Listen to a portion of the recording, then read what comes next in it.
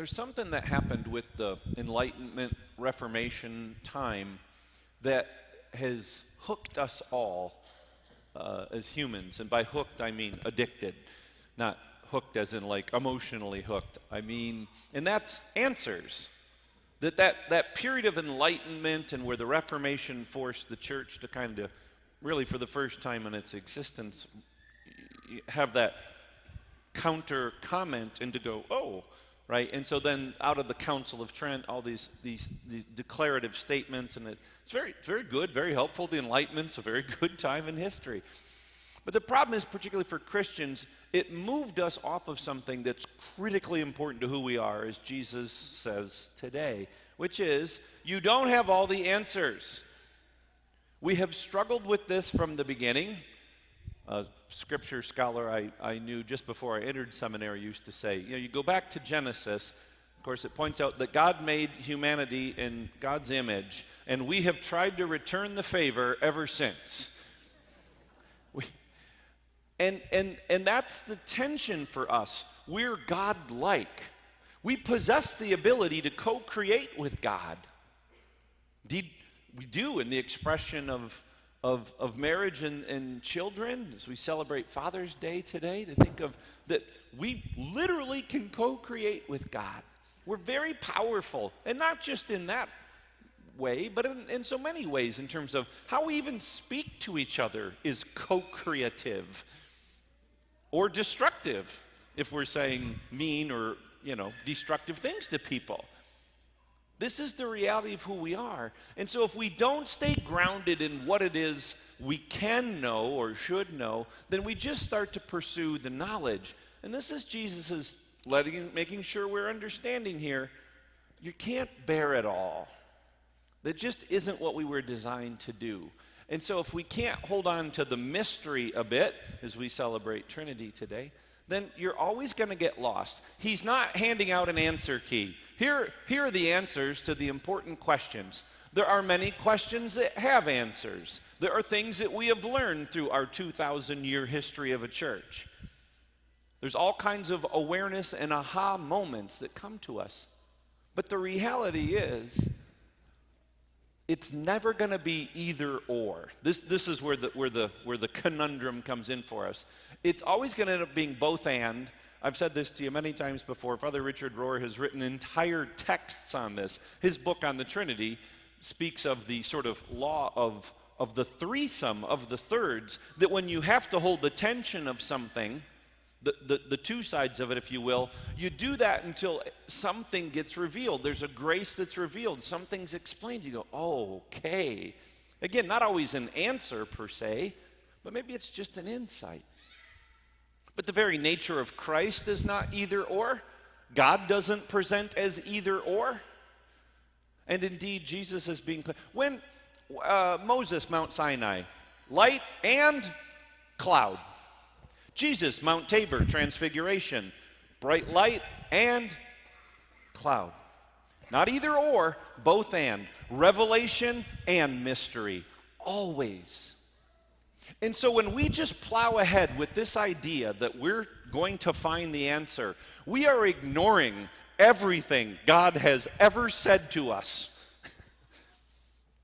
That's that made in the image and likeness of God. We're so identifying with that piece, we're missing the humility that's necessary to say, I don't have all the information, I don't have all the answers. I need to be someone that can see that what Jesus is saying here is it's a process, it's a journey, it's a relationship. Oh, that's Trinitarian, how nice, right? Comes in threes, like a good joke. A priest, a rabbi, and a Protestant minister walked into a bar.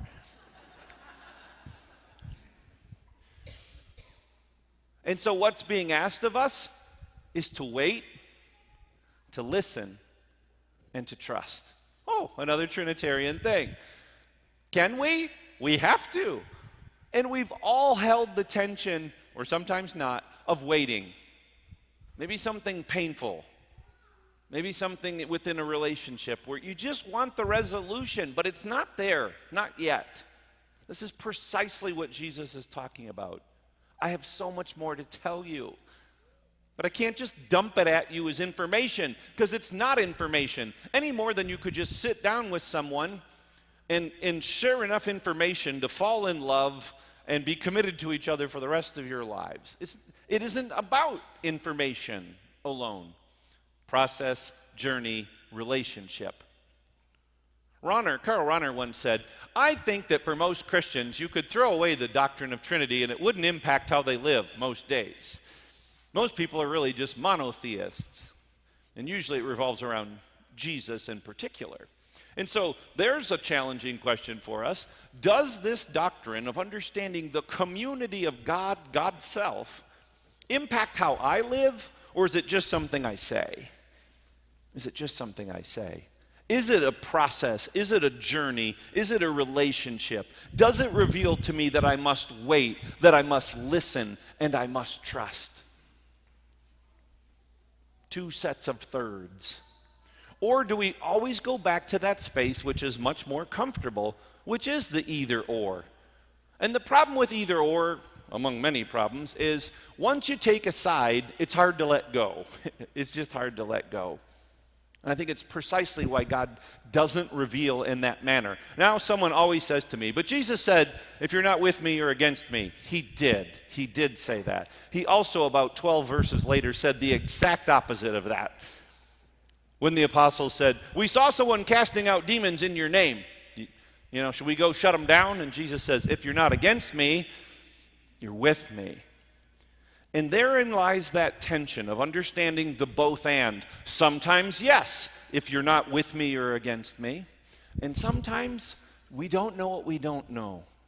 I don't know what's going on in your heart. And I'm a fool to pretend that I do. Right?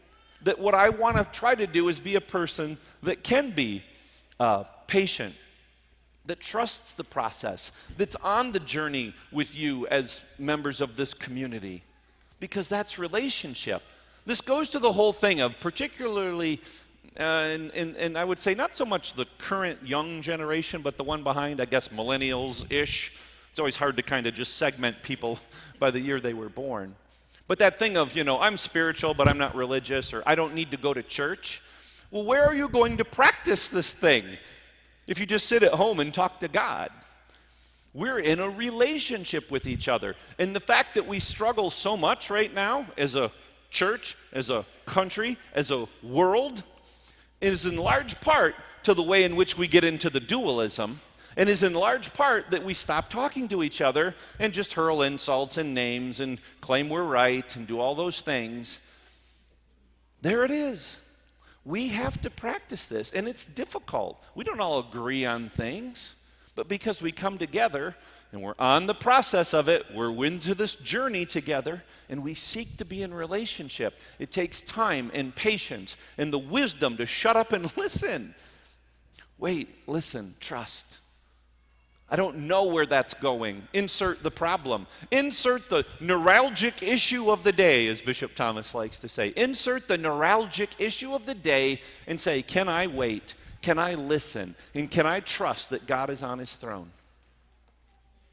In this Eucharist, it's funny, in the Western churches, Roman Catholic churches, we can tell you exactly, precisely when the presence of Christ enters into that moment of transubstantiation. When you talk to Eastern churches, or Orthodox brothers and sisters, they would, you say that to them, they would go, I don't understand why that's important. The key is that it happens, and that when I receive it, what I have is the full presence of Christ. But it's that Western mind that wanted to know, when is the moment?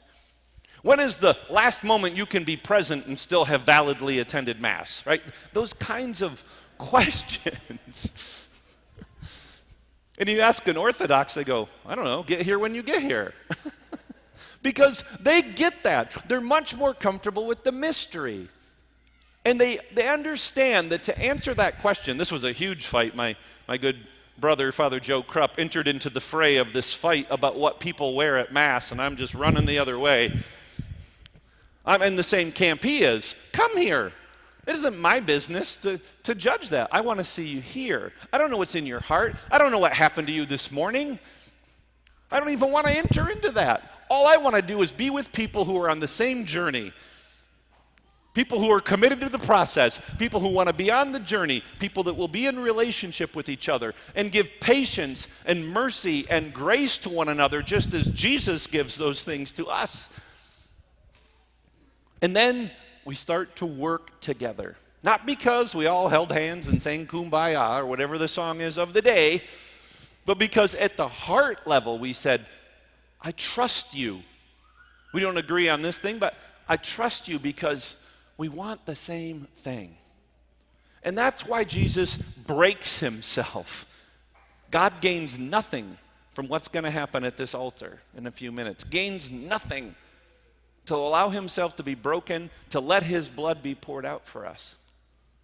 And why is he doing it? Because he wants to strengthen us to build the body of Christ. Started with 12 guys that were bumbling around in all kinds of directions.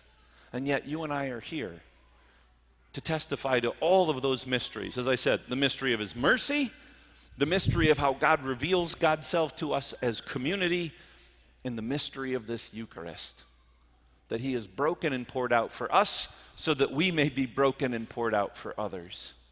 It's an invitation. It's a huge one. It is a difficult thing to do every day, but anything less is just pretending that when we get to Judgment Day, it's a Scantron test. Questions to be answered. Virgin birth, strongly agree, somewhat agree, strongly disagree. Mandatory mass attendance. Get out your number 2 pencil. Nope, doesn't show up. Jesus speaks of the final judgment exactly once. And what are we measured on? Could we see him in the least? The cloud, the unknowing, the missing, not just the information and the obvious, Jesus Christ the King coming toward us, but Jesus Christ the beggar, Jesus Christ the person who is on the opposite side of my issue. That's difficult, and we will never do that alone. So he's going to strengthen us in this Eucharist to accept this challenge. Pray for the grace and the mercy to pick it back up if you've set it down. Or if it's feeling really heavy, let Jesus yoke up with you. Let the strength of the one who conquers sin and death journey with you. Because that's what we're trying to do together, and we're letting him lead the way. May God be praised.